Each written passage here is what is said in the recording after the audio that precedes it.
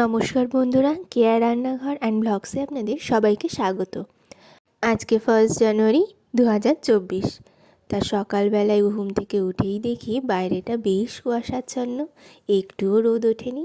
তাই সকালবেলায় 2 cup coffee বসিয়ে দিয়েছি। নতুন বছরের প্রথম সকালটা ভাবলাম একটি ছোট্ট মিনি ব্লগ দিয়েই শুরু করি। তা সেই জন্যই আমার নতুন বছরের প্রথম নতুন প্রয়াস আজ শুরু। হাজব্যান্ডকে 1 কাপ কফি বানিয়ে দিয়ে এসেছি।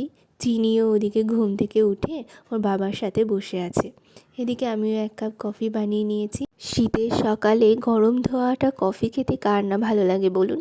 সকালবেলায় আমি যখন ঘুম থেকে উঠেছিলাম, চিনিও তখন আমার সাথেই উঠে পড়েছিল।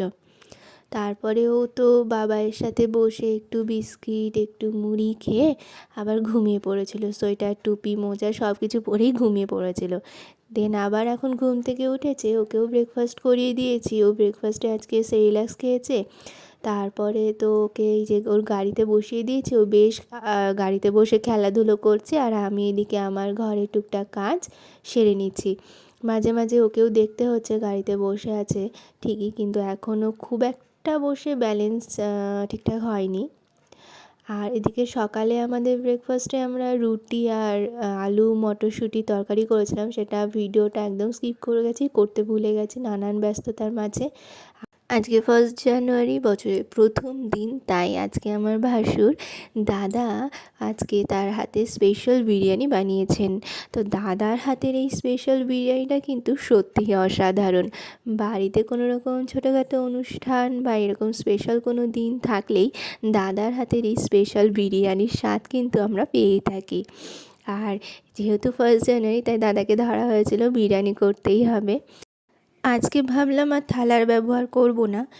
প্রতিদিনের এই রুটির মাঝে যদি একটু চেঞ্জ আসে তাহলে বেশ ভালোই লাগে বলুন, আর মনটাও কিন্তু বেশ ভালো থাকে।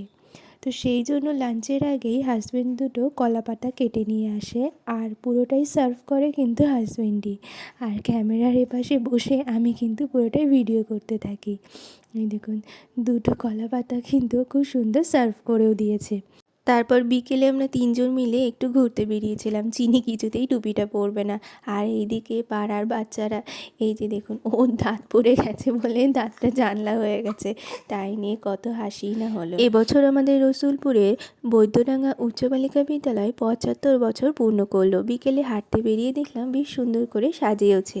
3 দিন ধরে অনুষ্ঠানও হবে। এই যে প্ল্যাটিনাম জুবলি উদযাপন হচ্ছে। তো এইভাবেই আমরা আজকে আমাদের এই ছোট্ট মিনি ব্লগটা এখানেই শেষ করছি। সবাইকে আবারও হ্যাপি নিউ ইয়ার। ধন্যবাদ।